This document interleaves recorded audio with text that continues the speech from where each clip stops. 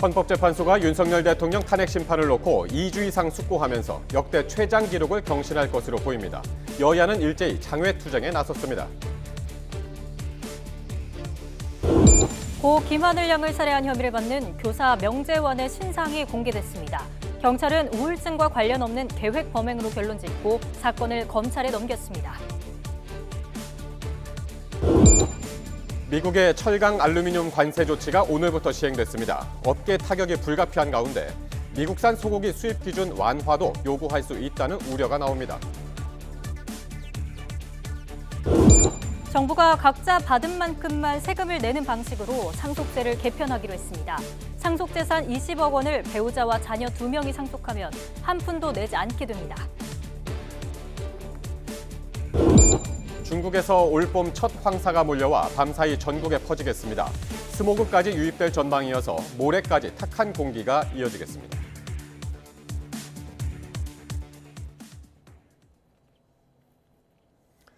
여러분 안녕하십니까? YTN 뉴스나이트 시작합니다.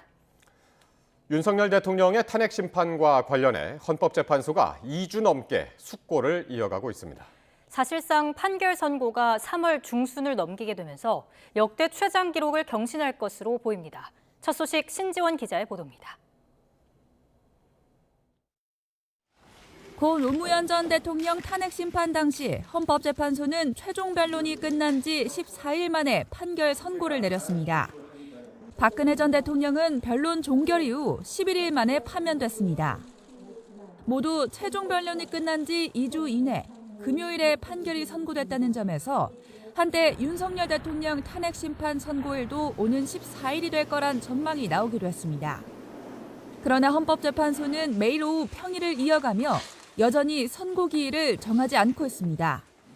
적어도 선고 이틀 전에는 양측에 기일을 통지했던 전례에 비춰볼 때 윤 대통령의 탄핵 심판 선고 기일은 여태 소식이 없는 만큼 3월 중순을 넘길 전망입니다. 최종 변론이 끝난 지도 이미 보름이 지났는데 판결 선고가 다음 주를 넘기면 탄핵 소추일로부터 심판 선고까지도 역대 최장 기록이 될 것으로 보입니다. 노 전 대통령은 탄핵 소추 이후 63일 만에, 박 전 대통령은 91일 만에 판결 선고가 이뤄졌습니다. 지난해 12월 탄핵 소추된 윤 대통령은 오는 14일을 기준으로 90일을 넘기게 됩니다. 헌법재판소의 한덕수 국무총리나 박성재 법무부 장관, 조지호 경찰청장 등 관련 탄핵 사건이 몰린 점도 과거와는 다른 대목입니다. 대통령 권한 대행의 대행 체제에서 전례 없는 국정 공백이 이어지고 있는 가운데 헌법재판소는 민감한 쟁점을 차근차근 짚어가며 긴 시간 심사숙고에 들어간 모습입니다.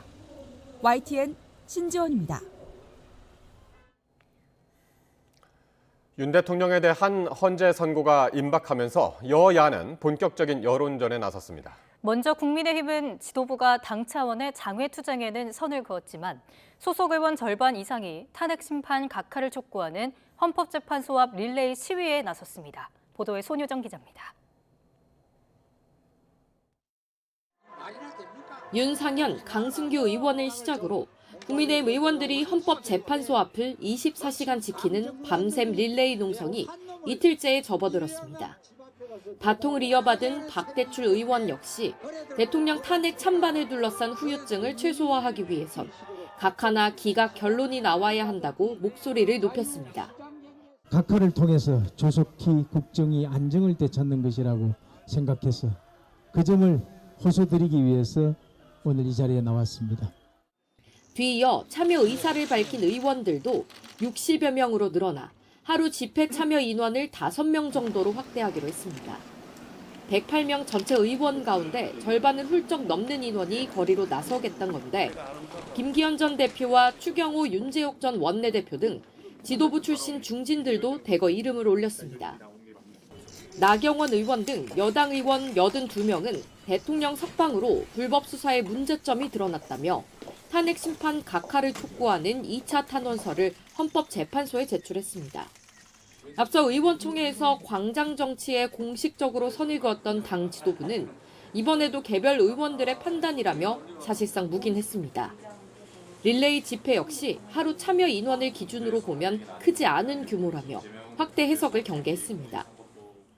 장외 투쟁이라기보다 1인 시위인데 스스로 자발적으로 그런 시위를 조직하는 부분에 대해서는 방해하지 않고 저지하지 않고 그거 알아서 잘 하시도록 그렇게 하고 있습니다. 지도부는 직접 거리로 나서지 않는 대신 대통령 탄핵 심판보다 한덕수 국무총리 사건을 먼저 결론 내려야 한다며 헌재를 거듭 압박했습니다. 윤 대통령 탄핵 심판이 선고만을 남겨둔 상황에서 여당도 막판 여론전을 위해 사실상 광장 정치에 나섰다는 평가가 나옵니다. YTN 손유정입니다. 더불어민주당은 소속 의원 등 수백 명이 헌재의 신속한 파면 결정을 촉구하면서 국회에서 광화문까지 도보 행진을 벌였습니다. 이재명 대표는 비명계 주요 인사들과 시국 간담회도 열었습니다. 황보혜경 기자입니다. 민주당 의원과 보좌진 수백 명이 침묵 속에 행진을 시작했습니다. 윤 대통령 파면을 촉구하며 국회에서 광화문 광장까지 8km 넘게 걷는 단체 행동에 나선 겁니다. 우리의 행진은 대한민국의 민주주의를 지키기 위한 투쟁이며 헌법을 짓밟은 불의한 권력에 대한 준엄한 심판입니다. 삭발식과 단식 투쟁에 이어 헌법재판소의 신속한 탄핵 선고를 촉구하는 야당의 압박 수위가 날로 높아지고 있습니다. 민주당 재선 의원들은 헌재 앞에서 인간띠 잇기 퍼포먼스를, 삼선 의원들은 파면 이유 100가지를 담은 백서 제작을 예고했습니다. 이재명 대표는 비명계 잠룡들과 한자리에서 만나 단일 대우의 필요성을 강조했습니다. 일부 국민의힘에서 기대하는 것처럼 탄핵이 기각된다. 그래서 대통령이 다시 직무에 복귀한다. 어떤 일이 벌어지겠습니까? 이렇게 방치하면 더 이상 자꾸 미루면 이 내전 상태가 될 것 같다는 그런 두려움 때문에 저희들은 오늘 이 자리에 모였습니다. 윤 대통령 석방으로 당내 위기감이 커지면서 앞서 이 대표의 검찰 내통 발언으로 빚어졌던 내분 양상이 당분간 수면 아래로 가라앉을 거란 전망입니다. 민주당은 탄핵 심판이 선고될 때까지 매일 광화문 도보 행진을 벌이겠다는 방침입니다. 여야 거리의 정치가 본격 세대결 양상으로 흐르고 있습니다. YTN 황보혜경입니다. 천대엽 법원 행정처장이 윤 대통령 구속 취소 결정의 근거 가운데 하나였던 구속기간 산정법에 대해서 검찰이 즉시 항고를 해 상급심의 판단까지 받을 필요가 있다고 밝혔습니다. 즉시 항고를 위한 시간도 아직 남아있다고 강조했습니다. 송재인 기자입니다. 국회 법사위 현안 질의에서 가장 뜨거운 쟁점은 윤석열 대통령 석방을 둘러싼 책임론이었습니다. 천대엽 법원 행정처장은 내란 사건 재판부가 구속 취소 결정을 하며 시간을 기준으로 구속기간을 따진 건 학자들 견해 가운데 가장 엄격한 입장을 택한 거라 근거가 없지 않다면서도 일선에서 불거진 구속기간 산정 혼란에 대해선 이렇게 말했습니다. 그 재판부의 결정에도 불구하고 일수로 계산하겠다라고 하고 있는 굉장히 혼란스러운 상황이 앞으로 좀 지속될 수밖에 없기 때문에 즉시 항고를 통해서 상급심의 판단을 받는 것이 좀 필요하다라는 생각은 가지고는 있습니다. 그러면서 현행법상 즉시 항고 가능 기간이 아직 남아있고 과거 검찰이 법원의 구속 취소 결정에 즉시 항고했던 사건들을 보면 지금 윤 대통령처럼 석방된 상태에서 이뤄진 선례가 있는 것 같다고 부연했습니다. 법원 행정처장이 1심 재판부 결정에 대해 상급심까지 정리가 필요하다고 직접 밝힌 건 다소 이례적인데 김서구 법무부 장관 직무대행은 천 처장 발언 이후에도 즉시 항고는 위헌 소지가 있어 검찰이 포기할 수밖에 없었다고 설명했습니다. 당시 즉시 항고를 했다면 윤 대통령 구속 취소 결정의 효력이 멈췄을 텐데 이처럼 검사의 불복이 법원 결정보다 우선하게 되는 건 위헌이라고 과거 헌재가 판단했다는 겁니다. 즉시 항고를 하지 않은 이유를 설명드린 과정에서 그 말씀드렸던 건데 법률 적용 측면에서 봤을 때 위헌 선고가 농후한 것으로 보이는 상황에서 그 수단을 선택하는 것은 어렵다는 거. 천 처장 발언으로 검찰 분위기가 달라질지 주목되는 가운데 국회 법사위는 오는 19일 현안 질의의 증인으로 심우정 검찰총장과 박세현 특별수사본부장을 채택했습니다. YTN 송재인입니다. 윤석열 대통령 구속 취소 결정에 대해서 즉시 항고를 통해 상급심의 판단을 받아볼 필요가 있다는 천대엽 법원 행정처장의 발언과 관련해 검찰이 검토 중이라는 입장을 밝혔습니다. 대검찰청은 언론 공지를 통해 오늘 국회 법제사법위원회 상황과 관련해 검토하고 있다고 전하며 구체적인 사항은 확인해 드릴 수 없다고 덧붙였습니다. 오늘 국회 법사위 현안 질의에서는 공수처의 대통령 수사를 문제 삼으며 오동훈 처장의 사퇴 요구가 이어졌습니다. 오 처장은 적법 절차에 한치의 어긋남도 없었다며 거부 의사를 밝혔습니다. 김태원 기자입니다. 법사위 현안 질의에선 윤석열 대통령에 대한 구속 취소 결정을 근거로 여당 소속 의원들이 공수처를 맹폭했습니다. 영장 쇼핑 의혹이나 내란죄 수사권 논란 등을 문제 삼으며 대국민 사과와 공수처장 사퇴를 요구했습니다. 이에 대해 오동훈 공수처장은 윤 대통령 수사 과정에 위법 문제는 없었다며 사실상 사퇴를 거부했습니다. 제가 공수처장께 다시 한번 묻습니다. 사퇴하시겠습니까? 지금 그럴 생각 전혀 없습니까? 저희들의 업무 집행에 적법 절차 위반한 점이 전혀 없습니다. 공수처가 윤 대통령 체포영장을 무리하게 집행했다는 비판도 나왔는데 마치 자범처럼 도주도를 그려가면서 현직 대통령을 조롱하고 모욕하면서 이 수사 행각을 벌였습니다. 이래서 되겠습니까? 이거야말로 내란 아닙니까? 오 처장은 공수처 수사를 내란이라고 표현한 건 정부기관을 모독한 것이라며 강하게 반발하기도 했습니다. 우리 공수처가 내란의 주체라 하니 도대체 의원님께서 지금 이 신성한 국회에서 그리고 또 이 우리 공수처라는 어떤 정부 기관에서 일을 하는 것에 대해서 그렇게 모독할 수 있습니까? 이런 가운데 공수처는 최근 공수처법상 수사 대상의 범위 문제나 수사권, 기소권의 불일치 문제 등 내란 수사 과정에서 드러난 기존 공수처법의 규정 공백을 해결하기 위한 연구 용역을 발주하기도 했습니다. YTN 김태원입니다.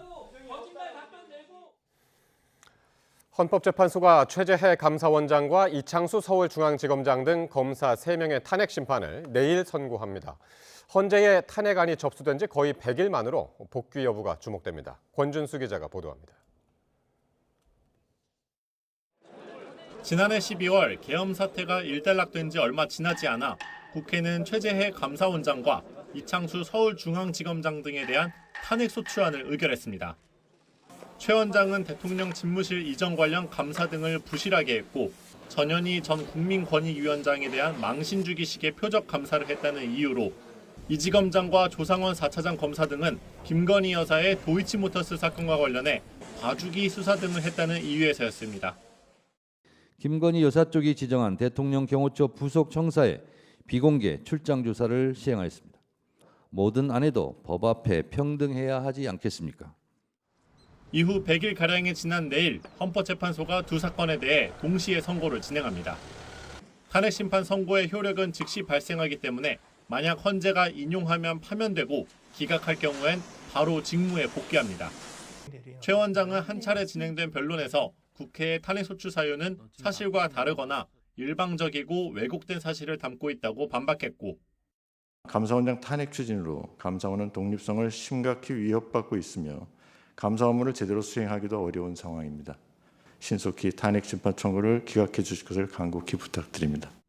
이 지검장 등 수사를 맡았던 검사 3명은 최종 변론에서 정당하게 직무를 수행한 거라고 역설했습니다. 헌재가 윤 대통령 사건을 최우선으로 처리할 거라던 예상과 달리 두 사건 선고가 먼저 이뤄지면서 추후 어떤 영향이 있을지 주목됩니다. YTN 권준수입니다.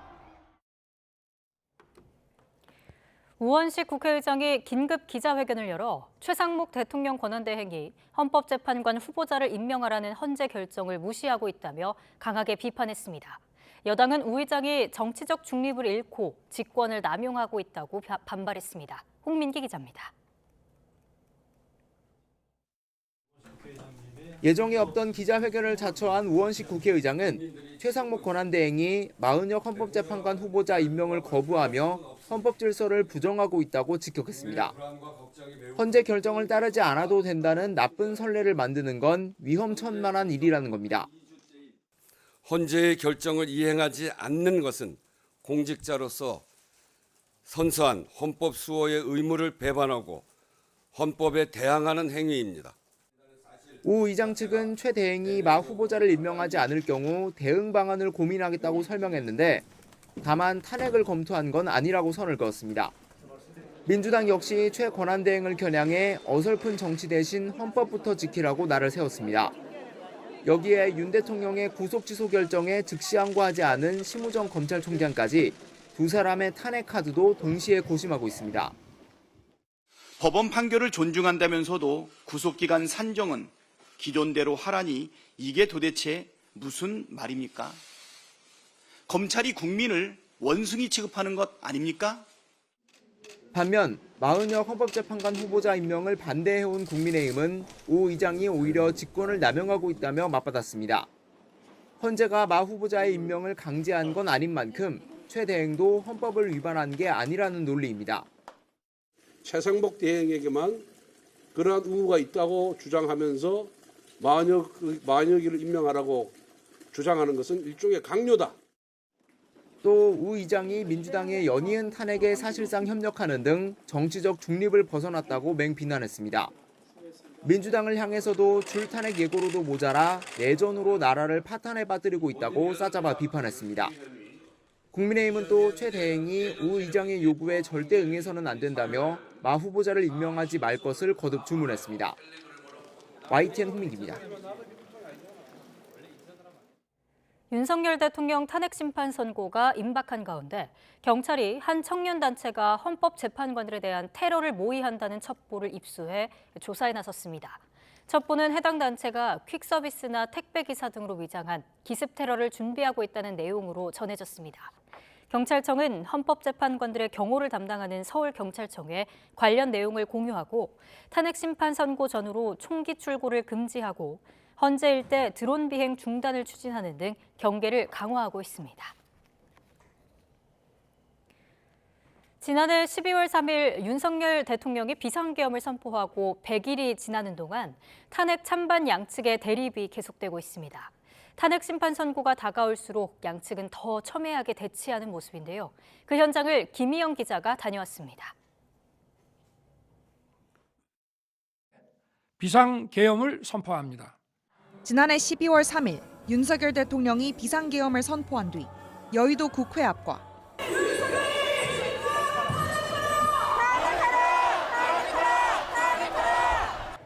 한남동 관저 앞,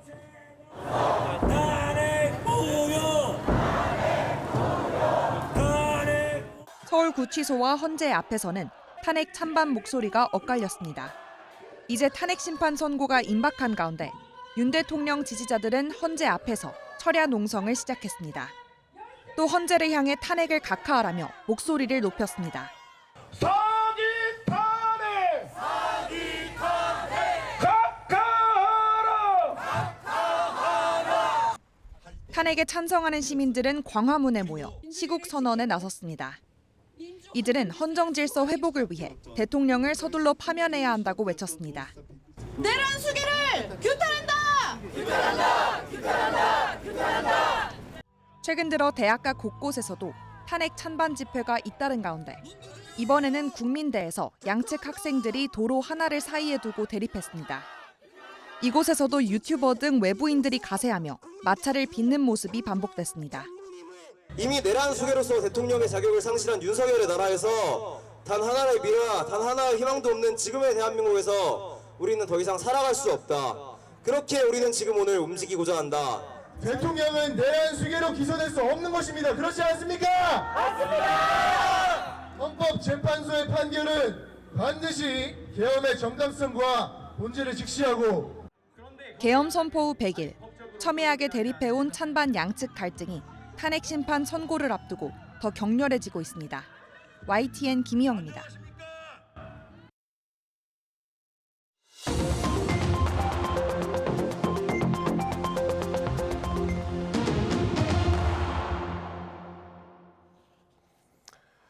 정치권 관심 뉴스 짚어보는 포커스 나이트 시간입니다. 오늘은 최수영 정치평론가, 박원석 전 정의당 의원과 함께하겠습니다. 안녕하십니까? 안녕하십니까? 네, 윤석열 대통령 탄핵 심판이 노무현, 박근혜 두 전직 대통령 사건에서 소요된 기간을 넘기면서 최장 수기 기간을 이어가고 있습니다. 두 분은 어떻게 보십니까? 이렇게 수기가 길어지는 이유. 그러니까 일각에서는 이제 뭐 8대 0을 만들기 위해서 일종의 콘클라베 방식으로 가기 위해서 지금 수기가 계속 길어지고 있다라고 얘기하는데 뭐 그럴 가능성도 있고 사실 저희도 뭐 추론의 영역이니까 어렵긴 한데 저는 근데 중요한 거는 시간이 중요합니까? 사실 이건 대통령의 직을 파면하는 행위가 우리 국가적 이익에 부합하느냐 이걸 따지는 거잖아요. 본질적으로 헌법재판이라는 것은 사법적 영역이 아니라 정치와 사법의 경계에 있는 심판이기 때문에 그렇다 그러면 저는 심사숙고하는 게 너무 당연하다 생각합니다. 그러니까 지금 이게 우리가 좀 최대 우리가 6개월을 보장하는 이유도 사실 거기에 있는 건데 우리가 지금 4월 18일 날 이제 두 분이 퇴임하다 보니까 거기에 맞춰서 그 전에 하는 것까지는 이해가 되는데 마치 이것을 이제 변론이 종결됐기 때문에 과거 관행대로 뭐 2주 안에 끝내야 한다. 이렇게 기계적으로 전 산정하는 게 옳지 않고요. 오히려 이거는 재판관들이 정말 이게 대통령의 이 행위가 정말 헌법에 어느 정도 위중했는지 이게 정말 대통령의 직을 파면하는 게 우리 국가적 이게 부합한지가 정확히 좀 따져본다면은 저는 수기의 시간이 좀 길어질수록 오히려 그런 충분히 고민했던 내용들이 결정문에 아주 잘 담길수록 사후적 정당성도 있는 거고 국민들이 동의할 수 있는 부분도 크기 때문에 저는 이걸 가지고 여야가 너무 정파적으로 해석해서 왜 빨리 안 하냐 이렇게 다그치는 듯한 모습은 좀 자제하는 게 필요가 있다고 저는 생각이 됩니다. 사실 뭐 헌법재판소가 언제 날짜를 정해놓고 이거를 다시 연기하고 한 일은 없었죠. 지금까지 이제 전부 이제 언론이 그리고 이제 평론가들이 아니면 전문가들이 이제 전망을 했던 것뿐이었는데 어떻게 보십니까? 그렇습니다. 우리 헌정사에 두 차례 대통령 탄핵 심판이 있었습니다만 정해진 것은 없습니다. 그러니까 대통령 탄핵 심판을 며칠 내에 마쳐야 된다라고 법에 정해진 것은 없고, 근데 최장 6개월 내에 마치도록 되어 있습니다. 그거는 뭐 헌법재판소의 다른 위헌 사건에 대해서도 마찬가지고요. 다만 이제 전례를 감안했을 때 90일 최장 내외에서 결정이 이루어졌고 또 변론이 종결된 이후에 2주 내에 이루어졌기 때문에 이제 그런 전례가 이번에도 감안되지 않겠나 이제 이런 추정들이 있었던 거고요. 그리고 이제 지난 탄핵 사건들과 다르게 이번에는 이제 비상개업이라는 어쨌든 헌법상의 대통령 권한이긴 합니다만 그게 과연 헌법상의 요건 또 혹은 법률상의 요건을 충족했느냐. 이게 핵심 쟁점인데 전 국민이 12월 3일 날 밤에 생중계되다시피 한 그 상황을 다 목격했고 어떻게 보면 전 국민이 증인인 상황이기 때문에 과거에 있었던 대통령 탄핵보다 훨씬 더 직관적으로 그 쟁점에 대한 판단이 용이하게 내려질 수 있지 않겠나. 근데 이런 어떤 의견들이 지배적이었거든요. 때문에 이게 그렇게 오래 끌 문제인가라는 생각이 들기도 하고요. 그런데 왜 지금 이렇게 시간이 더 걸릴까요? 90일을 제가 넘길 것 보기에는 같은 과거에 비해서 정치적 갈등이 훨씬 더 심해졌고 이게 이제 진영 간의 그런 어떤 격한 대립으로 나타나고 있고 그게 이제 헌재에 대해서 다양한 형태의 압박으로 드러나고 있기 때문에 그런데다가 최근에 어쨌든 뭐 이 탄핵 심판과는 별개의 형사재판 절차이긴 합니다만 그 전개 과정에서 절차적인 문제로 인한 논란이 벌어져서 그 등등이 아마 좀 감안돼서 조금은 늦어지는 게 아닌가 싶은데요. 근데 저는 탄핵 심판에 대한 빠른 결정이 국익의 측면에서 굉장히 중요하다고 생각합니다. 어쨌든 대통령이 탄핵 소추돼서 직무가 정지된 상태가 오래 지속되는 게 다시 말해서 헌정 질서의 커다란 공백이 발생한 상황이 오래 지속되는 게 국익에도 부합하지 않고 또 우리 헌정 체제의 수호라는 목적에도 부합하지 않거든요. 때문에 신속한 탄핵 심판에 대한 결정도 굉장히 중요한 법이기 하나라고 생각합니다. 그 점에 대해서 헌법재판관들도 이제 고려를 하실 거라고 생각하고 너무 늦지 않는 시점에 이제 결정이 내려지지 않을까 싶은데요. 애초에 예상됐던 건 이번 주 내에 결정이 이루어지지 않겠나라는 의견이었는데 아마 이번 주는 조금 어려워 보입니다. 사전에 예고를 할 텐데 아직 예고가 안 된 걸로 봐서 그러면 다음 주 어느 시점에선가는 결론이 내려지지 않을까 이렇게 예상하고 있습니다. 그러니까 지금 최 평론가님은 더 신중해야 된다. 그리고 박 의원님은 신속하게 해야 된다. 그렇게 말씀을 하셨는데 다음 주 넘어갈 거라고 이제 예상하셨는데 금요일이면은 내일 모레고요. 언제쯤 이루어질까요, 그러면? 그러니까 헌재가 지금 이제 입장문을 내는 게 이제 그거잖아요.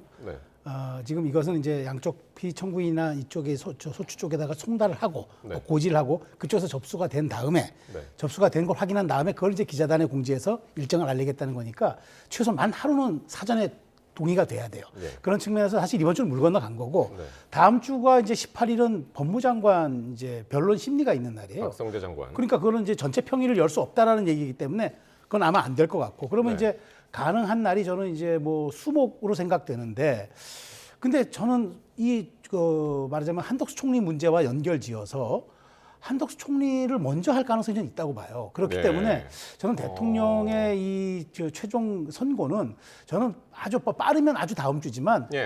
다다음 주 넘어갈 수도 있을 것 같은 생각이 들어요. 예. 아까 지금 박 의원님 중요한 지적하셨는데 이게 사실 헌재가 쉽게 할 수도 있다라고 얘기하지만 그렇지 않은 게 왜냐하면 지금 광장의 열기가 오히려 부담이에요. 왜냐하면 이건 사실 제가 정치와 사법의 경계에 있는 재판이라고 그랬잖아요. 그런데 지금 양측 진영의 갈등도 갈등이지만 분출하는 욕구도 있는 거예요. 근데 이거를 제대로 수렴하려면은 선고문에 그걸 충실히 담아야 돼요. 그러니까 말 그대로 8대 0으로 인용했다. 뭐 5대 3으로 기각했다. 이게 중요한 게 아니라 왜 그랬는지에 대해서 역사책의 교과서에 기록할 만큼의 정확한 기술들이 있어야 되기 때문에 그런 것들을 논의한다 그러면 저는 그게 시간이 중요하겠느냐 그런 측면에서 저는 이번 달 말로 해도 전혀 이상하지 않다. 그렇다고 양측의 갈등이 고조된다고 지금 뭐 물리적 충돌까지 우려는 되지만 제가 보기에 그럴 것 같지 않기 때문에 오히려 그 열기를 잠재울 수 있는 정확한 선고가 좀 필요한 시점이라고 봅니다. 그래서 많이들 다음 주 월요일이나 금요일 그래서 이제 17일, 21일 이렇게들 예상을 하시는 분이 많은데 지금 평론가께서는 한덕수 총리 선고가 조금 더 먼저 있고 그리고 대통령 선고가 나중일 수도 있다 이렇게 말씀을 하시네요. 어떻게 들으셨나요? 그 한덕수 총리가 이제 변론은 더 먼저 종결이 됐습니다. 사건이. 네. 그러나 이제 사건 접수 순서로 따지면은 대통령 탄핵 심판보다 뒤에 접수가 그렇죠. 헌나 8, 됐어요. 헌나 9 이렇게 돼 있죠. 때문에 뭘 먼저 내려도 이상하지 않은 상황이고요. 다만 이제 국정의 안정성이라는 측면을 고려했을 때 한 총리 복귀 문제도 한 총리 그 탄핵 심판 문제도 너무 늦지 않게 결정을 해야 된다. 왜 그러냐면 이제 대통령이 만약 탄핵이 인용된다면 그 상태로 이제 대행 체제에서 조기 대선이라는 큰 국가적인 상황을 맞이해야 하는데 그 한 총리의 탄핵 심판 문제에 대한 결론 없이 지금 이를테면 최상목 그 일종의 대행의 대행이죠. 네. 이 체제로 가는 게 맞느냐라는 문제 제기가 있을 수 있어요. 때문에 이제 저는 한 총리 그 탄핵 심판에 대한 결정이 거의 동시에 내려질 가능성이 같은 날 내려질 가능성이 높다고 보는데 왜 그러냐면 한 총리 탄핵 심판을 먼저 했을 경우에 윤 대통령 탄핵 심판에 대한 결론을 한 총리 탄핵 심판에서 예고할 가능성이 있습니다. 왜냐하면 한덕수 총리가 이를테면 그 권한대행을 하면서 일종의 이제 뭐 내란 동조행위도 했다 이런 어떤 그 혐의도 받고 있지 않습니까? 근데 그에 대한 판단이 어쨌든 결정문에 담길 텐데 그게 자칫하면 아직 내려지지 않은 대통령 탄핵 심판에 대한 내용적 예고가 될 수 있기 때문에 그런 점은 헌재가 굉장히 유의할 가능성이 높거든요. 그래서 같은 날 동시에 내리거나 같은 날 동시에 내리더라도 훨씬 더 중대한 대통령 탄핵 심판에 대한 결정을 먼저 내리고 그 뒤에 직후에 바로 한덕수 총리에 대한 탄핵 심판을 결정할 가능성이 좀 높다고 봅니다. 네. 그러니까 지금 뭐 어떤 결론이 내려지더라도 사회적인 혼란, 대결 국면 이런 것들이 이제 불가피하다라는 의견들이 많고 더구나 실제로 지금 헌재에 그 탄핵 찬반 탄원서가 무려 266만 건이 지금 넘게 접수가 되는 정말 상당히 극심한 대립이 이어지고 있는 상황인데 그래서 경찰이 이렇게 얘기를 했다고 그래요. 박현수 서울경찰청장 대리 직무대리가 소설 같은 상황까지 가정해서 대응을 해라, 준비를 해라 이렇게 얘기를 했는데 어떻게 보십니까? 저는 박 청장 대리가 아주 굉장히 말하자면은 그 준엄한 지금 그 상황에 대해서 잘 표현했다고 봐요. 그러니까 이게 상상의 영역까지 모두 동원해서 소설 같은 일이 벌어질 수 있다. 이른바 영화 같은 일이 벌어질 수도 있는 거죠. 지금 최근에 보면 뭐 택배나 드론으로 위장해가지고 뭐 공격한다는 얘기서부터 다양하게 있는데 지금 보니까 제가 오늘 들은 바로는 경찰에서 박근혜 전 대통령 당시 좀 불행한 사건들이 있었잖아요. 4명이 이제 사망한 사건이 있었는데 그때 영상들 다 틀어놓고 지금 시뮬레이션을 한대요.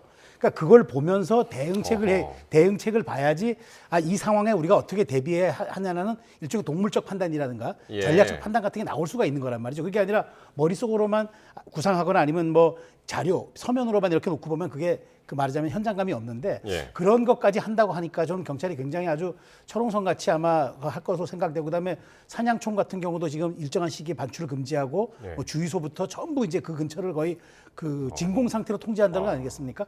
정말 말하자면은 가능성 0%로 만들겠다라는 생각 같은데 저는 필요하다고 봅니다. 왜냐하면 만약 어떤 선고가 나오더라도 불필요한 어떤 이런 인사사고라든가 충돌이 있었을 경우 이게 트리거가 돼요.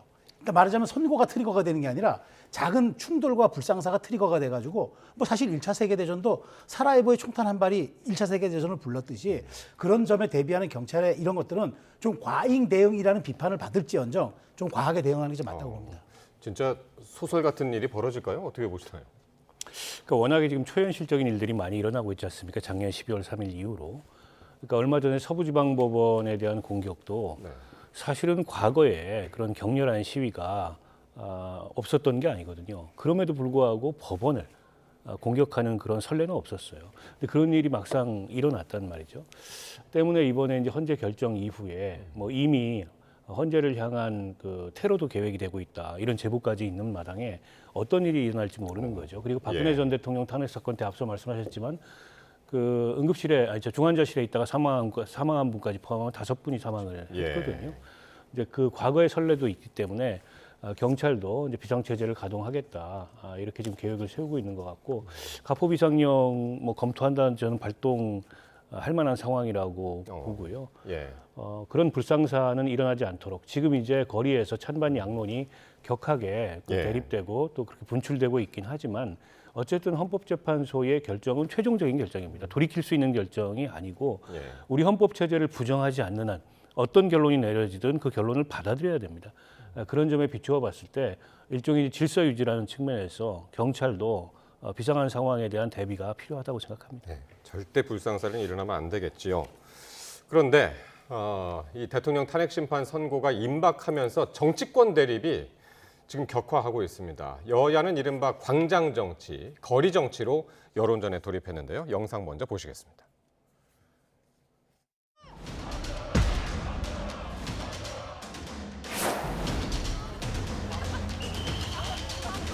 우리의 행진은 대한민국의 민주주의를 지키기 위한 투쟁이며 헌법을 짓밟은 불의한 권력에 대한 준엄한 심판입니다.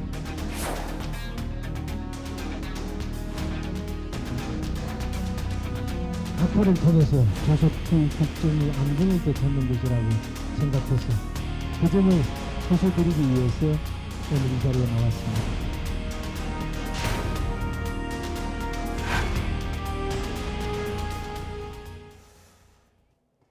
네, 오늘 하루를 편집을 했는데 국회 모습이 여의도 국회가 보이지 않습니다. 여야 여론전의 무대가 이제 진짜 장외로 옮겨진 것 같은데요. 어떻게 보셨나요? 그러니까 저는 민주당이 탄핵을 국회 내에서 했잖아요. 네. 그러니까 200석이 넘는 여당의 협조까지 얻어서 했으면 제도의 영역에서 대통령을 그 탄핵시킨 거 아닙니까? 그럼 마지막 평의의 시간에도 제도의 영역에서 그 안에서 국회라는 그 기관 안에서 어떻게든 의사를 표현해야죠. 그런데 저렇게 거리로 나오고 광장으로 나와서 저렇게 그 말하자면 헌재까지 저렇게 수백 명이 시위하면서 저게 헌재를 위한 압박이 아니다? 저는 그 얘기는 정말 누구를 미행하고 뒤따르면서 난 이거 스토킹이 아니라고 얘기하는 것과 뭐가 별반 다르겠습니까? 그러니까 좀 헌재를 위한 압박이죠. 누가 봐도 압박이고 누가 봐도 저렇게 저 말하자면 의원들이 대의 정치를 넘어서 직접적인 물리력까지 동원하지 않았지만 저렇게 위세를 과시하는 저렇게 행진들을 하는 과정이 헌재에 어떻게 비춰지겠습니까? 여야모두 마찬가지죠. 국민의힘도 지금 그 안에서 릴레이를 하는데 그래도 이번에 국민의힘은 탄핵 그러니까 그 청원서를 의원들 탄원서 제출하면서 지도부는 또 거의 빠졌더라고요. 최소한의 저는 금도는 또 지켰다고 봅니다. 그런 측면에서 저렇게 과연 민주당이 그동안 대통령이 만일 제가 보기에 구속 취소가 되지 않고 밖에 안에 있었으면 저렇게 하겠습니까? 뭔가 여론의 기류도 이상하고 지형도 좀 변하는 것 같으니까 우리라도 좀 행진하고 이런 모습을 통해서 압박을 해야 되겠다고 생각하는 것 같은데 정말 평의의 시간이고 민주당이 탄핵이 정당했다고 믿으면은 그렇게 믿고 기다려야죠. 국민의 심판을 기다려야죠. 근데 왜 저렇게 나서는 거는 지금 민주당이 또 조급증을 좀 반영한 게 아닌가라는 생각이 드네요. 의원님. 뭐 전 조급증이라기보다도 위기감이라고 볼 수 있을 것 같고요. 사실은 뭐 그 탄핵 심판이 진행되는 과정에서 민주당이 헌재를 향해서 그런 압박이나 이런 것들을 했던 전례가 없습니다. 오히려 국민의힘에서 몇 차례 헌재를 방문하면서 헌법재판관들의 가족의 무슨 사회적 활동까지 들먹이면서 헌재를 압박하려는 시도를 했었죠. 굉장히 비정상적인 모습이었다고 보는데요. 그러나 이제 제도 내에서 상상할 수 없었던 일이 일어났잖아요. 구속 취소와 석방이라는. 그렇다 보니까 이제 이 지금은 탄핵 심판 과정도 당연히 인용되리라라고 생각을 해왔지만 일종의 이제 위기감을 갖게 되고 그런 위기감이 광장에서 다양한 형태로 표출되면서 또 민주당 같은 경우에도 이제 이 정당이기 때문에 당원과 지지자들과 또 국민들의 의사를 대변하는 그런 대변 기능을 갖고 있잖아요. 그런 대변 활동의 일환이라고 볼 수 있을 것 같고요. 그러나 무슨 뭐 폭력적인 행동을 조장한다든지 내지는 뭐 이 집회 시위의 그 한계를 벗어나서 그런 뭐 그 법을 벗어난 행동을 한다든지 그런 건 아니기 때문에 뭐 그렇게까지 그 비난할 문제는 아니라고 보고요. 마찬가지로 국민의힘도 지금 헌재 앞에서 당 지도부는 공식적인 대응은 아니라고 하지만 사실상 의원들 60명이 참여하겠다는 의사를 밝히고 릴레이 농성을 하고 있지 않습니까? 같은 기준으로 본다면 별반 다르지 않은 그런 일을 하고 있는 거고 오늘 헌재에 그 탄원서를 냈다고 하는데 그 내용 중에 아주 심각한 내용이 있습니다. 12월 3일에 비상계엄이 설령 이 헌법을 위배하고 법률에 위배된다 하더라도 민주당의 의회 독주의 심각성을 감안해서 기각을 시켜달라라는 의견이 포함되어 있어요. 그 얘기는 그냥 위헌적 행위를 하더라도 헌재에서 기각해달라라는 건데 자칫하면 저는 국민의힘이 위헌정당이라는 비판을 듣기에 십상인 그런 내용이라고 봅니다. 그러니까 그 지금 말씀하신 그 탄원서 그게 이제 나경원 의원 포함해가지고 국민의힘에서 82명. 그러니까 국민의힘 전체가 108명이잖아요. 그 중에서 이제 80명이 이 탄원서 제출에 이제 동참을 했고. 그리고 릴레이 시위 어제만 하더라도 뭐 박대출, 뭐 그 윤상현 뭐 포함해서 한 4-5명? 강성규 의원 강성규 의원 등등. 그 정도였는데 오늘 같이 하겠다는 의원이 60명이 넘었습니다. 그래서 어떻게 보십니까? 이게 당에서는 조용하게 이제 헌재 결정을 기다리겠다 했는데 저는 이렇게 봐요. 그러니까 지금 4분의 3 정도가 이제 탄원서에 서명한 걸로 봐서는 당의 모두가 지도부와 일부 의원 빼고는 전부 다 한 거죠. 사실상 106명이니까. 근데 거기에서 저는 이제 뭘 보냐면은 사실 이제 국민의힘이 마지막 호소할 수 있는 저는 여론전이라고 보는 게 대통령이 위헌 위법을 한 징후는 있어요. 분명한 사실도 있고. 그렇기 때문에 탄핵 소추가 됐습니다. 근데 이제 실제로 직을 파면하는 이 평의 결과를 앞두고는 이걸 좀 봐달라고 하는 거겠죠.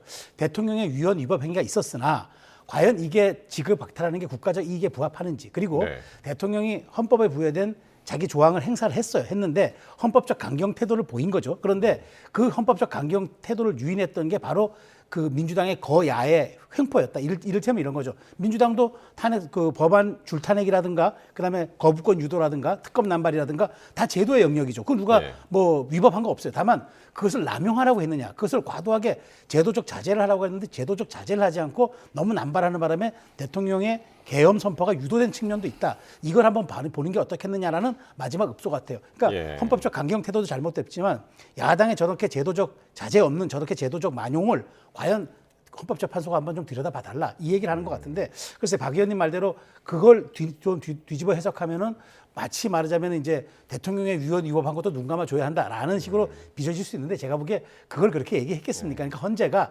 이것까지 좀 감안해서 좀 들여봐 달라라는 저는 뭐 읍소 같은 거라고 생각합니다. 사실 그러니까 그 헌재는 일반 검찰 대검하고 달리 이게 법적인 판단이라기보다는 정치적인 판단 요소가 이제 강한 게 위법을 했더라도 이게 파면할 정도냐 그런 판단이 기준이 있잖아요, 보통. 그렇죠. 직을 파면할 정도의 중대한 헌법법률 위반이냐를 아마 보게 될 겁니다. 근데 그 헌법상의 비상계엄 요건에 맞지 않게 계엄군을 국회에 보내서 국회의 그 계엄 해제 결의를 방해하려고 하고 국회의원들을 끌어내고 위헌적인 포고령을 통해서 뭐 집회 시위 결사의 자유부터 표현의 자유부터 언론의 자유 이런 걸 다 그 봉쇄하려고 했던 그게 어떻게 중대한 헌법법률 위반이 아니겠습니까? 그러니까 제가 해석을 한 게 아니고 명시적으로 오늘 탄원서에 명시적으로 그렇게 써 있습니다. 설령 12월 3일에 비상계엄이 헌법과 법률을 위반했다 하더라도 야당의 이런 어떤 그 발목 잡기나 국정방해 이걸 감안해서 기각을 시켜달라. 아니 그게 국회의원들이 할 수 있는 얘기입니까? 헌재한테 헌법을 지키지 말라고 얘기하는 거잖아요. 저는 우리는 위헌정당이다. 우리는 위헌적인 행위를 해도 헌재가 그에 대해서 야당의 이런 횡포를 감안해서 기각시켜야 된다. 그걸 요청한다라는 얘기를 82 2명의 국회의원들이 하고 있는 겁니다. 저는 깜짝 놀랐어요. 그 내용을 보고. 예를 들어서 12월 3일에 비상계엄이 파면에 이를 정도의 중대한 헌법 법률 위반이라고 볼 수 없다. 그런 주장은 할 수 있다고 봐요. 근데 그게 아니고 설령 그게 헌법과 법률을 위반했다 하더라도 헌재가 야당의 횡포를 감안해서 넘어가야 된다.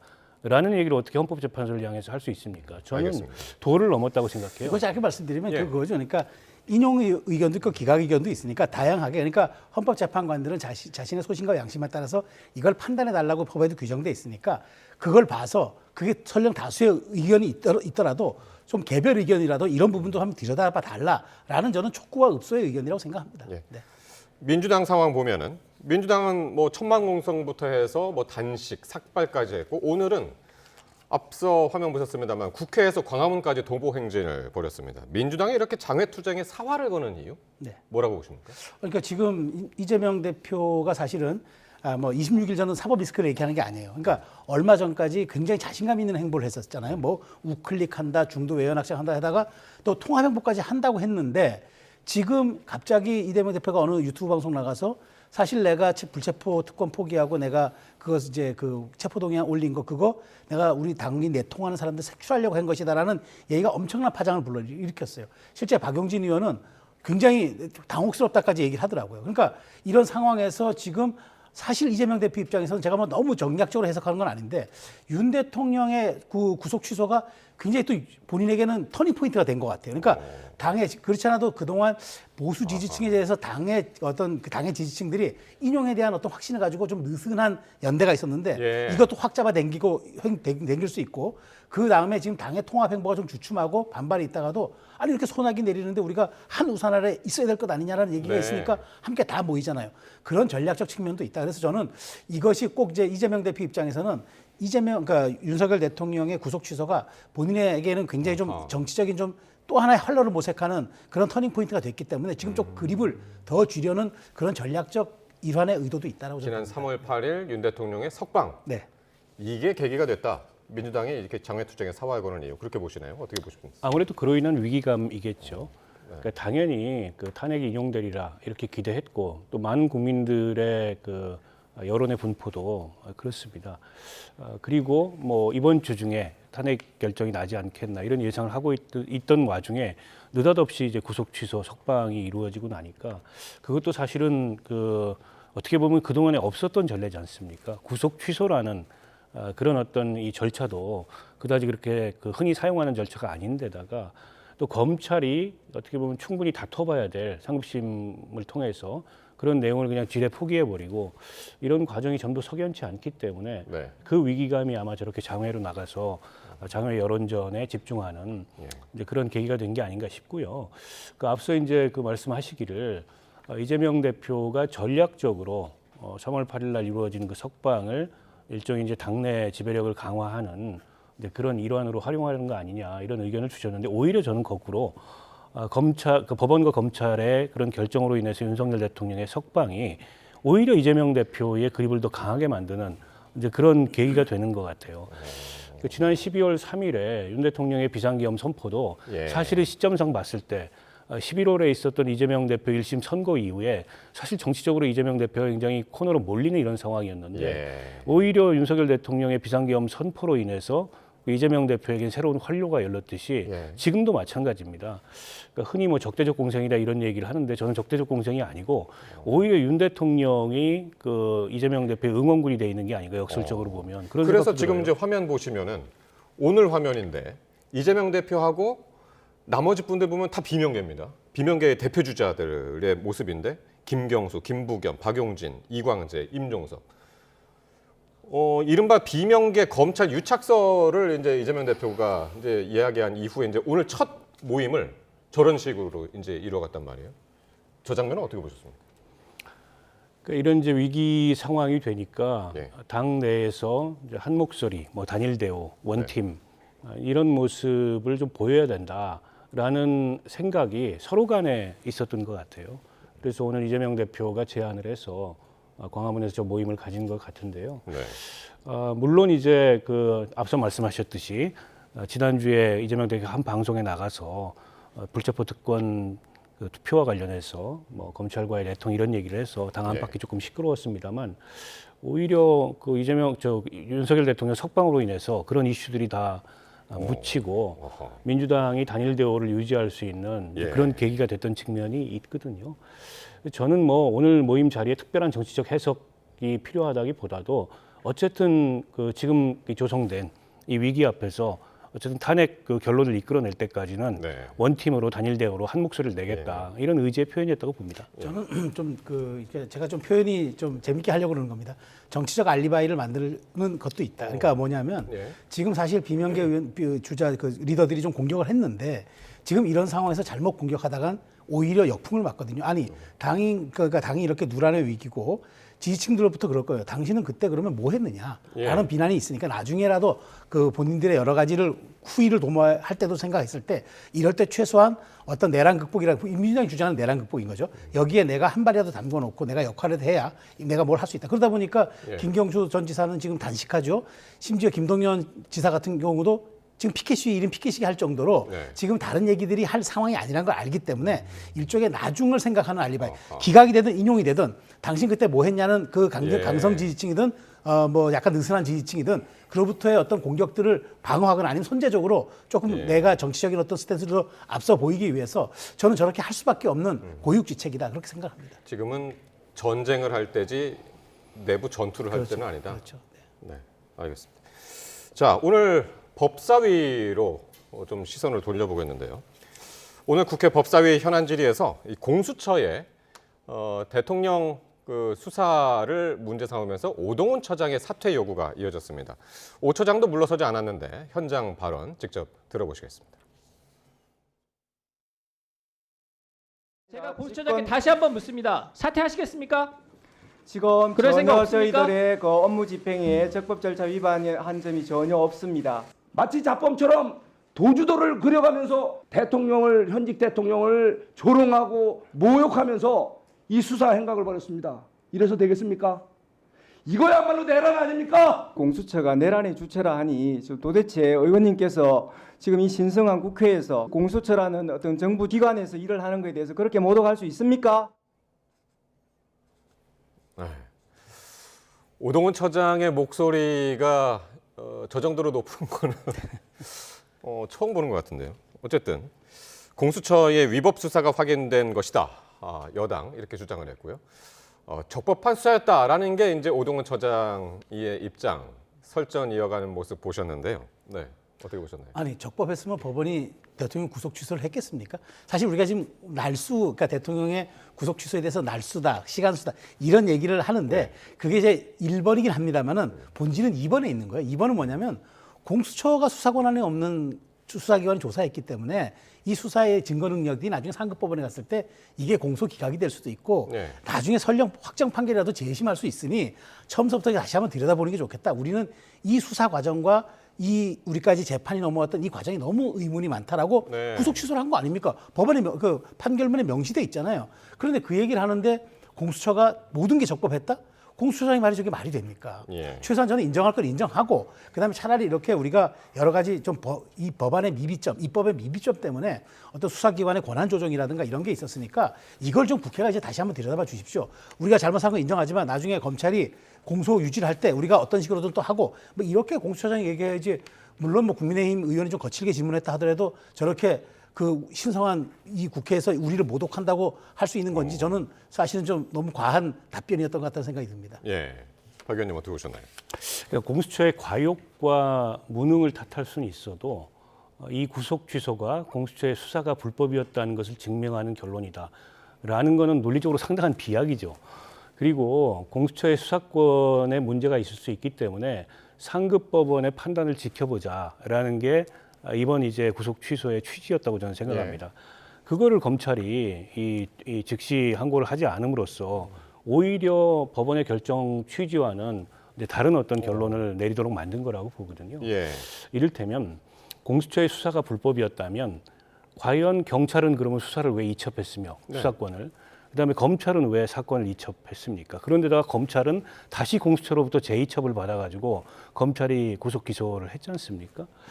검찰이 결정이 전 이해할 수 없는 게 공수처의 사건을 이첩했다가 다시 재이첩받고 이게 다 심우정 검찰총장이 결정한 일인데 공수처 수사권과 관련된 법원의 구속 취소 결정이 이게 우리가 즉시 항고를 했을 때 위헌이 될 수 있기 때문에 다투지 않겠다라는 것 자체가 말이 안 되잖아요. 때문에 뭐 국민의힘에서 정치적 주장을 저렇게 과하게 할 수는 있을지언정 이거는 애초에 그 공수처라는 수사기관이 갖고 있는 수사권 조정 과정상에서의 여러 가지 제도적인 문제점으로 인해서 발생한 문제지 공수처의 수사가 불법이었다. 불법이었다면은 법원의 영장실질 심사 과정 내지는 뭐 체포적부심 과정에서 제동이 걸렸겠죠. 때문에 이걸 불법이었다고 단언하기는 어렵고 또 이걸 공수처장 개인의 문제로 몰아가는 거는 그러므로 인해서 공수처장 사퇴를 요구하는 거는 더더욱 좀 이치에 맞지 않는다고 생각합니다. 어쨌든 오동훈 처장은 사실상 사퇴를 거부한 오늘 상황이었고 그런데 오늘 이 법사위에서 천대엽 법원행정처장이 이런 얘기를 했습니다. 즉시 항고를 통해서 상급심 판단을 받아볼 필요가 있다라고 이야기를 했습니다. 주기현 판사가 구속 취소를 결정했거든요. 그리고 검찰이 즉시 항고를 해야 하는데 안 했습니다. 그런데 법원행정처장이 즉시 항고를 할 필요가 있다. 라고 이야기를 했습니다. 어떤 취지로 들으셨습니까? 그러니까 법원행정처장이면 사실 대법관이잖아요. 근데 실질적으로 이제 상급법원이기도 하죠. 그러니까 하급법원의 그 판단이었으니까 상급법원의 지금 법원행정처장으로 수장으로서 사실상 행정수장인 거예요. 판단을 받는 게 맞겠다. 그러니까 저는 그러니까 하급 법원장이 판사가 하라고 했는데 상급 판사도 받는 게 맞겠다 얘기했잖아요. 근데 중요한 건 그것을 이행하는 절차가 이제 검찰인데 검찰은 하지 않겠다는 거잖아요. 그러니까 법무장관도 또 오늘 얘기했어요. 법무장관은 이거는 검찰이 앞으로 본안에서 권한대행 차관이죠. 이게 그러니까 말하자면 본안에서 검찰이 일종의 공소유지를 어떻게 잘 하느냐로 다퉈볼 문제지 다시 우리가 뭐 검찰 그러니까 이게 항고하지 않겠다라고 즉시 항고하지 않겠다고 얘기했기 때문에 이제 날수는 이틀 남았어요. 근데 검찰의 태도로 봐서는 안 할 것 같아요. 그런 측면에서 상급 법원의 사실상 수장 같은 법원행정처장이 이걸 하는 게 좋겠다고 얘기한 것이 또 나름 또 사법부 내에서는 또 좀 약간 파문이 있을 수 있기 때문에 저는 이 부분에 대해서 검찰이라든가 법무부가 조금 더 명확한 입장을 좀 내놓을 필요가 있겠다 하는 생각이 듭니다. 어쨌든 이 천대엽 처장의 이야기가 나오니까 대검에서는 법사위 상황 관련해서 검토 중이다라고 이야기를 했습니다. 어떤 검토를 하고 있을까요? 글쎄요, 뭐 그 검찰이 어떤 그 결정을 내릴지는 모르겠습니다만 좀 지켜봐야 되겠습니다만 아마 종래의 입장을 유지하지 않을까라고 예상이 됩니다. 일단 석방지휘를 한 것 자체가 즉시항고 의사를 포기한 것으로 간주되기 때문에 이미 포기한 상태에서 다시 즉시항고를 하기 어렵다. 뭐 이런 식의 결론을 내지 않을까 예상하는데, 근데 법원이 구속 취소를 결정했는데 검찰이 석방지휘를 해놓고 그 뒤에 가서 즉시항고를 해서 그게 인용됐던 사례도 있습니다. 2018년도에 의정부지검에서 있었던 사례이기 때문에 사례가 없는 건 아니고요. 오늘 법원행정처장의 저 입장은 천대엽 법원행정처장 개인의 입장이 아닌 대법원의 입장, 대한민국 사법부의 입장이라고 봐야 될 것 같습니다. 그리고 천대엽 처장이 뭐라고 얘기를 했냐면 이걸 구속 취소를 결정한 그 하급심 법원에, 그러니까 서울중앙지법의 이 재판부의 취지도 그거였다. 상급법원에 가서 다퉈보라. 근데 오히려 검찰이 그걸 하지 않음으로써 지금 굉장히 이상한 결론이 내려진 건데요. 그런 검찰의 결정으로 인한 특혜는 윤석열 대통령 한 사람이 보고 피해는 대한민국 형사사법체계 전체가 보는. 오늘만 하더라도 검찰총장이 구속 취소에 대해서 즉시항고를 하지 않아 놓고 또 구속 취소의 핵심적 사유였던 구속 기간에 대한 산정은 종래 검찰이 하던 대로 해라. 법원의 입장이 아니고 이렇게 지시를 내렸어요. 일선 검찰에서 얼마나 헷갈리겠습니까? 그로 인해서 문제가 발생될 수 있는 여러 그 소지들이 있는데 그래서 검찰이 석방을 하겠다는 결론을 내려놓고 논리를 끼워 맞추다 보니까 이렇게 앞뒤도 안 맞는 궤변이 저는 반복되고 있는 거라고 봅니다. 그 점에 대해서 대법원마저도 지적을 하고 있는 거다. 즉시 항고 기간이 이제 일주일이기 때문에 지난 금요일부터 일주일은 이번 주 금요일이고 그럼 이틀 남은 겁니다. 이틀 안에 이제 즉시 항고를 대검이 과연 다시 할까? 의 문제인데 여기서 의문점은 즉시 항고냐 아니면 석방이냐 이 둘 중에 하나였는데 그러면 즉시 항고를 하게 되면 석방은 무효가 되는 겁니까? 약간 이런 의문이 생기는 거거든요. 근데 저는 그건 아니라고 봐요. 그러니까 그 즉시 항고를 하고 이틀 동안 남은 기간 동안 다시금 재수하면 된다. 아마 그럴 것 같지는 않고 이미 법무부도 정했기 때문에 다만 법무부 장관도 그랬잖아요. 본안에서 아마 다툴 것이다. 사실상 검찰에 대한 수사지휘권은 또 법무장관도 갖고는 있어요. 그렇기 때문에 법무장관 대리에 물론 대리지만 어쨌든 장관 대행이기 때문에 그런 측면에서 저는 이제 검찰이 아마 논리를 만들 겁니다. 그럼 본안에서 어떻게 본안 다툼에서 이걸 어떻게 공소유지를 할 건지 우리가 그러면 경찰의 증거만을 잘 빼와가지고 제대로 할 건지 여기에 대한 답을 내놔야 되는데 어쨌든 지금 박 의원님 말씀하신 대로 지금 날짜와 그 시간순에 대한 입장이 명확하지 않은 상태에서 검찰의 해명은 또 다른 또 논란을 불러일으킬 수 있기 때문에 보다 좀 정교하고 보다 좀 설득력 있는 어떤 그 해명이 나와야 되겠죠. 네. 어쨌든 그렇다면 이제 모레까지가 기한이기 때문에 즉시 항고를 다시 할 거냐 말 거냐. 내일쯤이면은 대검의 또 입장이 또 나올 것 같긴 합니다. 자, 오늘 두 분 말씀 여기까지 듣겠습니다. 최수영 정치평론가 그리고 박원석 전 정의당 의원이셨습니다. 두 분 고맙습니다.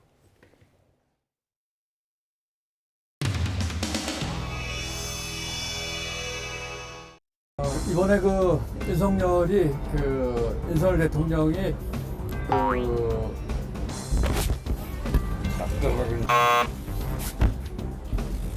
이거 뭐라?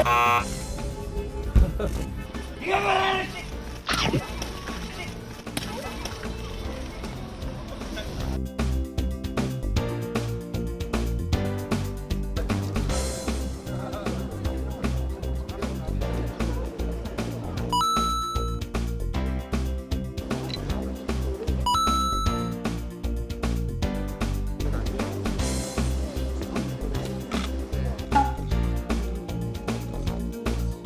내란 속의 윤석열은 반드시 파면될 것입니다. 국민 여러분 함께해 주십시오. 더불어민주당 원내 지도자 박찬대 의원님의 간단한 격려 말씀 있으시겠습니다. 참담합니다. 그리고 대견합니다.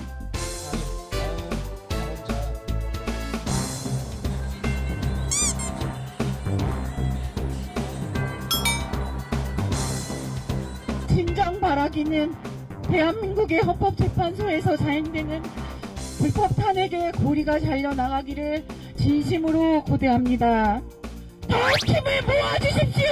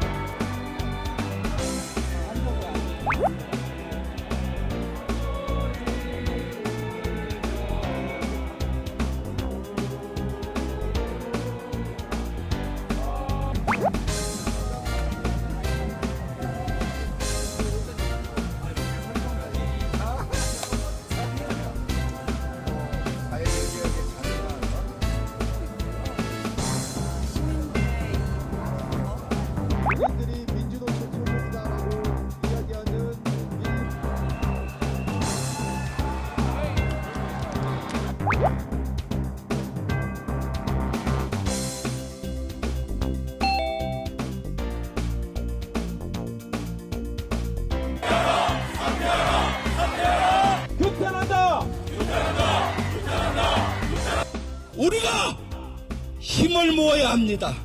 더 강하게, 더 강렬하게.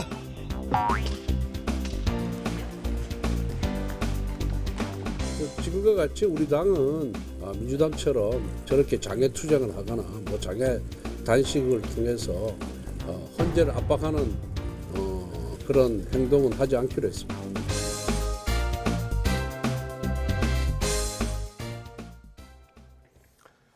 중국 북서부와 만주 등지에서 몰려온 황사가 서해안에 상륙하면서 인천과 충청 지역에 황사 위기 경보가 발령됐습니다. 황사는 밤사이 전국으로 퍼져 모레까지 머물 것으로 보입니다. 고한석 기자입니다. 초미세먼지로 탁하고 칙칙했던 공기는 낮이 되면서 맑아지기 시작했습니다. 울산에서 매우 나쁨을 기록하는 등 일부 지역에서 한때 크게 올랐던 초미세먼지 농도는 기온이 올라 대기가 순환하면서 전국 대부분 보통 수준을 회복했습니다. 하지만 문제는 황사입니다. 올봄 첫 황사로 발원지인 중국 고비 사막과 내몽골의 모래 이외에도 만주 지역 먼지까지 섞여 있습니다. 저기압이 중국 북서부를 비롯해 만주와 바레만 일대를 지나면서 그 지역 모래먼지를 대기 중으로 끌어올렸습니다. 여기에 강한 북서풍이 불면서 두 지역 모래먼지가 합쳐져 한반도로 날아오게 된 겁니다. 서해 5도로 상륙한 황사는 밤사이 전국으로 퍼지고 새벽에는 더 짙어질 전망입니다. 이미 인천과 충청 등에는 황사 위기경보 관심 단계가 발령됐습니다. 중국 북동부에서 추가로 발원한 황사는 북서풍을 타고 이동하여 13일 목요일 우리나라 대부분 지역에 영향을 줄 가능성이 있겠습니다. 설상가상으로 스모그까지 유입됩니다. 출근길 미세먼지와 초미세먼지 농도가 매우 나쁨 수준까지 치솟을 가능성이 있습니다.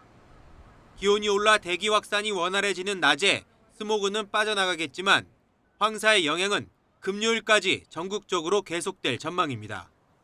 외출할 때는 KF80 이상 보건용 마스크를 착용하고 장시간 야외 활동은 자제하는 것이 좋습니다. YTN 관석입니다. 이번 황사는 중국 북서부 사막과 고원지대에서 일어났습니다.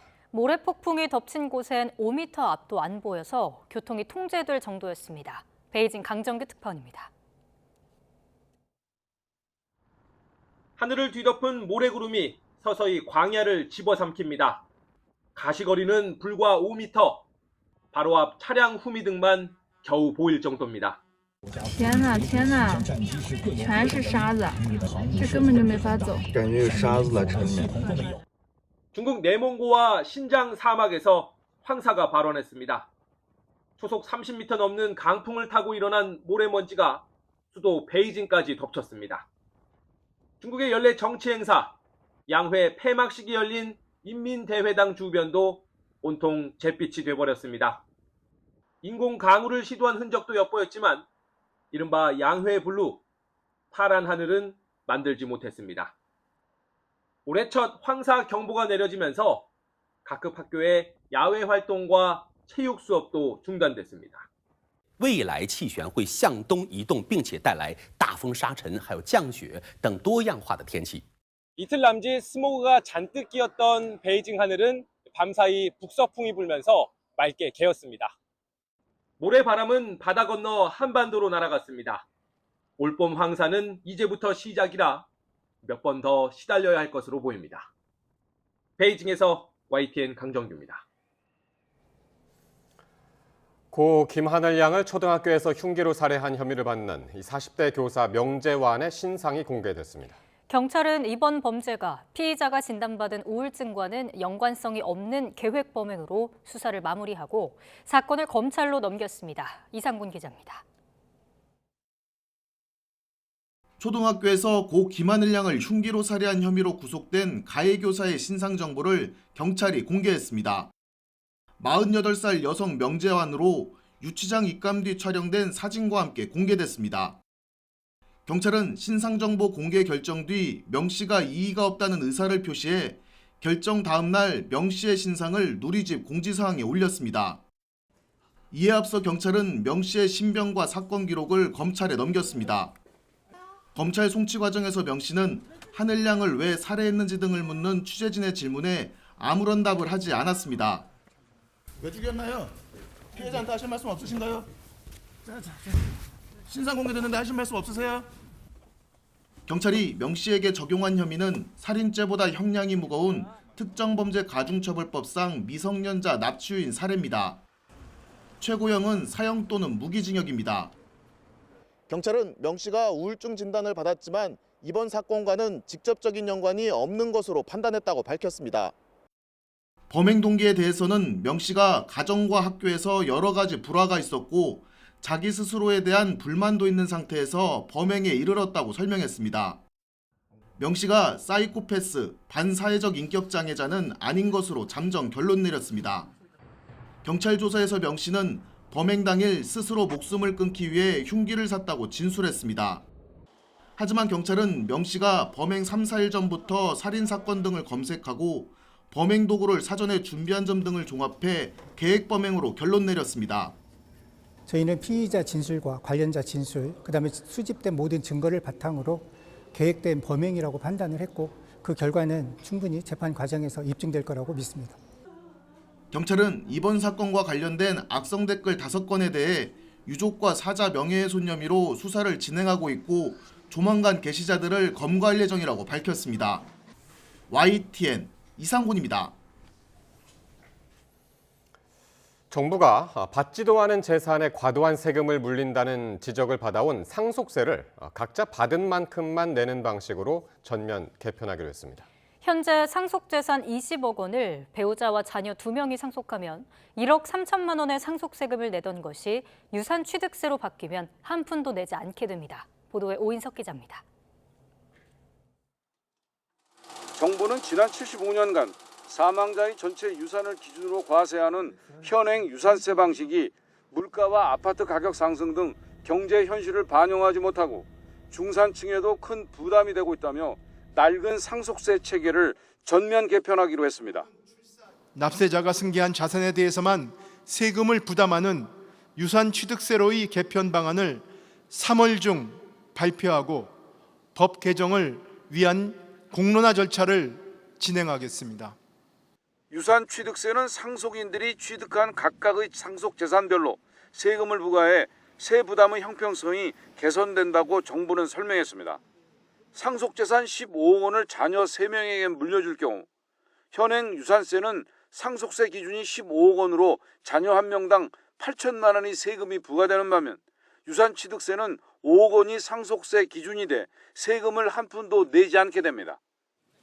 유산취득세는 기존의 기초공제와 일괄공제를 인적공제로 흡수해 자녀 1인당 기본공제 5억 원이 적용됩니다. 상속재산 20억 원을 배우자와 자녀 2명에게 상속하면 현행 유산세는 상속세가 1억 3천만 원이지만 유산취득세는 자녀공제가 각 5억 원이 적용돼 세금이 한 푼도 부과되지 않습니다. 인적공제는 자녀공제에 대해서는 5억 원을 기본적으로 이제 공제를 해드리려고 그러고요. 이렇게 바꿈으로써 이제 다자녀 가구에 좀 더 많은 혜택이 돌아가고 그리고 또 각종 추가 공제가 제대로 작동이 되는 그런 효과가 있을 거라고 생각합니다. 5억 원이 적용되는 배우자 공제는 법정 상속분을 초과해도 10억 원까지 공제를 받도록 바뀝니다. 재작년 8조 5천억 원이 거쳤던 상속세를 유산취득세로 바꾸면 2조 원의 감세 효과가 있을 것으로 정부는 전망했습니다. OECD 국가 중 유산세를 시행하고 있는 국가는 우리나라를 포함해 미국과 영국, 덴마크 등 4개국에 불과합니다. 정부는 5월 중 유산취득세 법률안을 국회에 제출하고 2028년부터 시행할 예정이라고 밝혔습니다. 유산취득세 전환 시 발생할 수 있는 조세 회피를 방지하기 위해 위장 분할과 우회 상속 등에 대한 대응 방안도 마련하기로 했습니다. YTN 오인석입니다. 미국발 관세 전쟁 여파가 현실로 닥쳤습니다. 오늘부터 미국으로 수출되는 한국산 철광과 알루미늄에 25%의 관세가 매겨지게 됐는데요. 대기업보다는 대응 역량이 부족한 중소기업들이 더 걱정입니다. 최아영 기자가 보도합니다. 에어컨과 냉장고 등에 들어가는 알루미늄을 생산해 수출하는 중소기업입니다.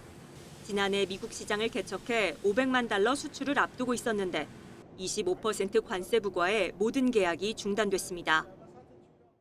미국에 수출을 하기 위해서 당진에도 제2공장 부지를 설립을 해서 지금 계속적으로 투자를 지금 하고 있는 상황에서 이런 문제가 발생이 돼가지고 대략 난감한 그런 상황입니다. 미국의 철강 관세 대상에는 중소기업이 주로 생산하는 볼트와 너트, 스프링 등 파생 상품 166개가 포함됐습니다. 애초 유예가 예정됐던 자동차 부품과 가전 부품 등 87개 파생 상품도 부과 대상입니다. 이번 조치로 대기업보다 대응 역량이 떨어지는 중소기업들 걱정이 클 수밖에 없습니다. 미국이 보편 관세 1%를 올리면 대기업 수출은 0.36% 떨어지지만 중소기업 수출은 0.5%나 감소할 것이란 분석도 있습니다. 미국 관세 영향권에 있는 국내 중소기업은 1,800여 곳으로 추산됩니다. 우리의 고객들이 생각이 바뀔까 봐 전전긍긍하고 있는 것이 현실입니다. 정부는 긴급 대응반을 가동해 피해 기업에 대한 지원 체계를 마련하고 긴급 경영 안정 자금도 지원할 방침입니다. 미국과의 협상도 계속 이어갑니다.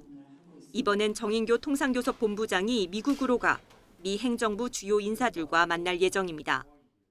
우리 기업의 이익을 최대한 보호하는 한편 조선, 에너지 협력 등 양국 관계를 격상시킬 수 있도록 미국 측과 긴밀히 논의해 나가겠습니다. 가뜩이나 중국발 공급 과잉으로 힘든데 미국 관세 폭탄까지 떨어지면서 국내 철강업계는 그야말로 비상입니다. 다만 그동안 미국 수출에 적용됐던 물량 제한이 풀린 만큼 기업들은 이번 난관을 전화위복 삼으려 안간힘을 쓰고 있습니다. YTN 최아영입니다. 그런데 철강과 알루미늄은 시작에 불과합니다.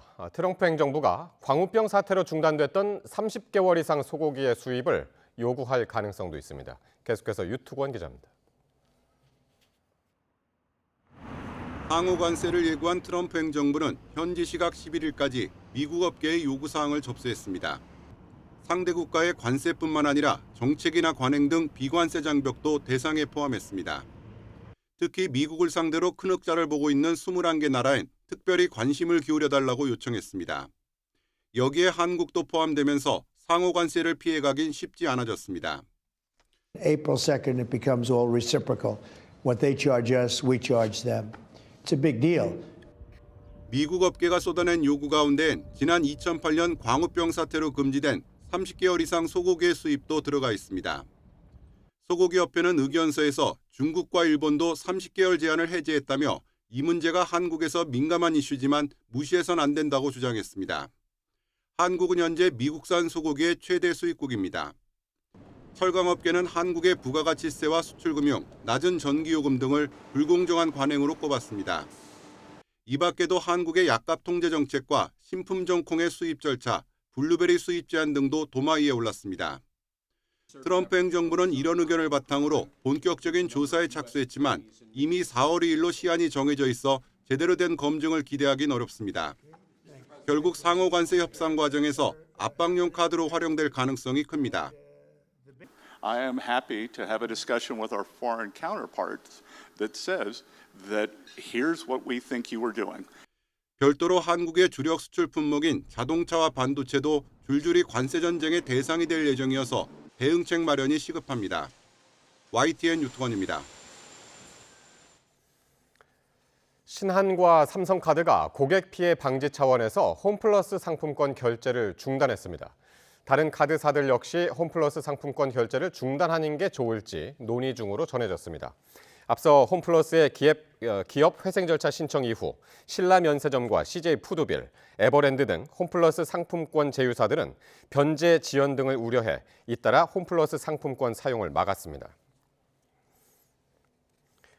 홈플러스의 기업 회생 절차로 납품업체들의 대금 확보 우려가 커진 가운데 정부가 대금 지급 상황을 점검합니다. 산업통상자원부는 내일 홈플러스와 또 전자, 식품, 생필품 등 납품기업 관계자들과 비공개 간담회를 열 예정입니다.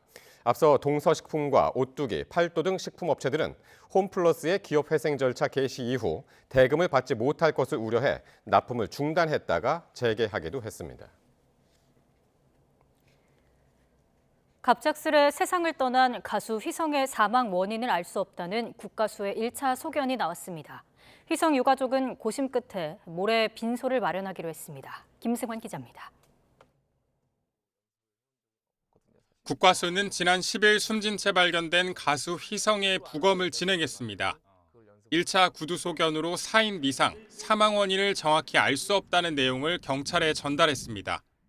경찰은 국가수가 유관으로 보고 판단한 내용이라며 정밀검사 결과가 나올 때까지 2주 이상 걸릴 것으로 보인다고 말했습니다. 부검이 끝난 만큼 장례 절차도 이뤄집니다. 애초 가족과 친지, 지인만 참석하려고 했지만 장례식장을 공개하기로 결정했습니다. 소속사는 휘성 어머니의 건강이 염려돼 조용히 치르려고 했지만 유가족이 고심 끝에 휘성을 기억하고 사랑해준 많은 분들과 함께 추모의 시간을 마련하고자 한다고 공지했습니다. 휘성의 동생은 형에게 누구도 위로해주지 못하는 깊은 외로움이 항상 있었고 음악과 노래를 통해 그 감정을 달래고 승화시키며 치열하게 살아왔다고 전했습니다.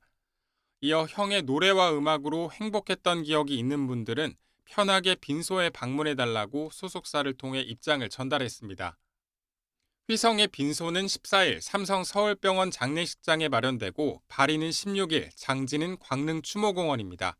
YTN 김승환입니다. 제주에서 출근길 역주행 사고가 발생해 2명이 다쳤습니다. 사고 차량은 정주행 차로로 빠져나갈 수 있는 교차로와 갓길이 있었는데도 2km가량을 역주행으로 질주했습니다. 고재형 기자입니다. 검은색 승용차가 학교 앞 어린이 보호구역을 지나자마자 갑자기 반대편 차선으로 달리기 시작합니다. 정주행하는 다른 차량과 중앙 분리대를 사이로 마치 경주하듯 빠르게 달립니다. 사고 전까지 정주행 차로로 다시 빠져나갈 수 있는 교차로가 2곳이나 있었지만 무슨 이유인지 역주행을 이어갑니다. 사고 차량은 이곳까지 2km가량 역주행한 뒤 마주오던 차량과 정면 충돌했습니다. 사고가 난 시각은 아침 8시쯤으로 출근 차량 통행이 잦았습니다. 사고 장소가 살짝 굽어 있는 도로여서 마주오는 차량이 역주행 차량을 봤을 때는 피할 시간도 없었습니다. 반대에서 오는 차를 발견했을 때는 이 순간이었거든요. 하는 순간 쾅 하고 부딪혔어요. 너무 놀래가지고 소리를 질렀는데 어쨌든 난 갓길로 세워져 있었고 뒤에는 차들이 엄청 이제 출근길이어가지고 엄청 밀리고 있는 상태였고. 이 사고로 역주행 운전자 30대 남성이 크게 다쳤습니다. 사고 당한 승용차 운전자 50대 여성도 다리 등을 다쳐 병원에서 치료받고 있습니다. 경찰은 역주행 운전자를 상대로 사고 원인을 조사하고 역주행 교통사고 혐의 등으로 입건하기로 했습니다. 또 혈액을 국립과학수사연구원으로 보내 음주와 약물 여부를 확인할 계획입니다. YTN 고지영입니다. 지난달 의붓형과 편의점 여직원을 살해한 30대 남성이 대상을 착각해 범행을 저지른 것으로 드러났습니다.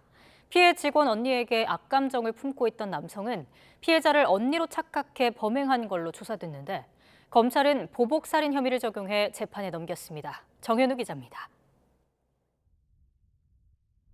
지난달 12일 경기도 시흥에 있는 다세대 주택과 인근 편의점에서 잇따라 살인 사건이 발생했습니다. 30대 남성 A씨가 집에서 의붓형을 살해한 데 이어 편의점을 찾아가 20대 여성 직원에게 흉기를 휘둘러 숨지게 했습니다. A씨는 체포돼 구속 상태로 검찰에 넘겨졌는데 기억나지 않는다던 편의점 직원 살해 이유가 검찰 조사 과정에서 드러났습니다. 피해자 B씨가 근무하던 편의점은 가족이 운영하던 곳이었는데 A씨는 과거 B씨의 언니와 폭행 시비가 붙어 신고당했던 전력이 있었던 것으로 확인됐습니다. 의붓형을 살해한 A씨는 이때 일이 갑자기 생각나 편의점을 찾아가 흉기를 휘둘렀다는 취지로 검찰에 진술했습니다.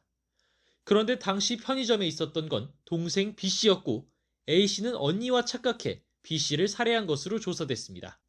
검찰은 이 같은 조사 결과를 바탕으로 경찰이 살인 혐의를 적용해 송치한 A씨에게 특정범죄 가중법상 보복살인 혐의를 적용해 최근 구속 기소했습니다. 보복살인죄는 사형과 무기징역, 10년 이상 징역을 선고할 수 있어 징역 5년 이상의 일반 살인죄보다 형량이 무겁습니다. A씨는 지난해 4월 정신질환 진단을 받아 입원 치료를 받았지만 퇴원 후 복용하던 약을 임의로 끊었던 것으로 조사됐습니다.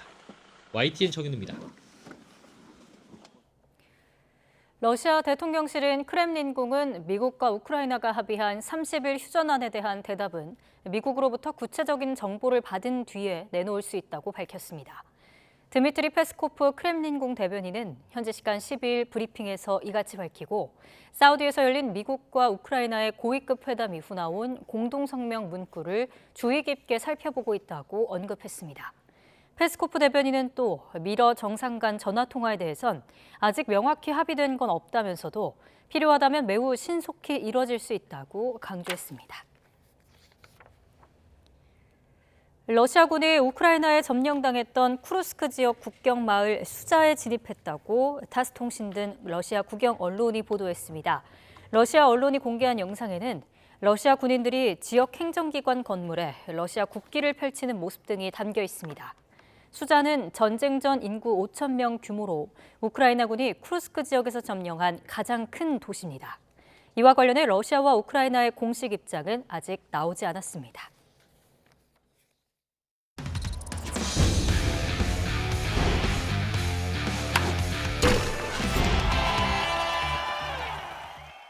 지난달 축구협회장 선거에서 4연임에 성공한 정몽규 회장과 이 정 회장에 대한 중징계 조처를 요구한 문체부의 갈등이 계속되는 가운데 이 문체부의 교부금 지급이 중단되면서 초중고 리그 개막이 무기한 연기됐습니다. 정몽규 회장은 예산 지급 방법이 변경돼 문체부에서 결정이 늦어지는 것 같다며 빨리 해결하겠다고 설명했습니다. 이에 대해 문체부는 보조금 지급 중단은 지난해 말 축구협회에 대한 감사 결과에 따라 이미 예견된 상황이었는데도 축구협회가 문체부 탓을 하며 자체 예산을 우선 투입하지 않고 있다고 반박했습니다. 정몽규 회장의 인터뷰 들어보겠습니다. 아직 제가 인준이 아직 난 상태가 아니고 아직 집행부도 아직 구성이 안 돼 있기 때문에 인준하고 난 다음에 본격적으로 더 문체부와 상의할 수 있지 않을까 이렇게 생각을 합니다. 지금 학생 선수들이나 시도협회에서 많은 어려움을 겪고 있는데 잘 설명드려서 빨리 해결하도록 하겠습니다. 하얼빈 아시안게임에서 금메달을 목에 건 여자 컬링 대표팀이 다가오는 세계선수권 대회에서도 우승하겠다는 당찬 목표를 드러냈습니다. 김은지와 김민지, 김수지, 설예은, 설예지로 구성된 여자 컬링 대표팀은 한 경기 한 경기 최선을 다하겠다며 꼭 금메달을 따겠다고 각오를 다졌습니다. 스위스와 캐나다 등 컬링 강국들이 대거 출전하는 여자 컬링 세계선수권 대회는 오늘 15일부터 23일까지 경기도 의정부 실내 빙상장에서 열리는데요. 컬링 대표팀 선수들의 소감 직접 들어보시죠. 컨디션이 다들 좋아 보인다라고 느껴졌거든요. 그래서 이번 세계선수권에서는 제일 높은 곳에 올라갈 수 있지 않을까라는. 작년에는 아쉽게 동메달로 마무리를 해서 올해는 꼭 저희 홈에서 하는 만큼 금메달로 보답하고 싶습니다. 스톤이 막 2개가 날아가고 3개가 날아가고 이런 모습을 좀 보면서 같이 약간 유쾌해 주셨으면 좋겠습니다.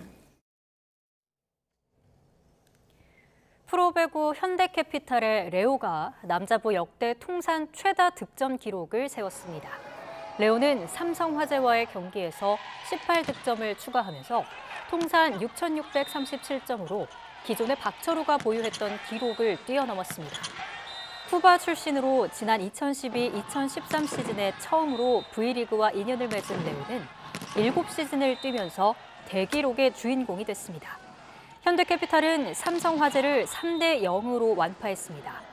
여자부 한국도로공사는 GS칼텍스에 3대2로 승리하고 결국 4위로 올라섰습니다.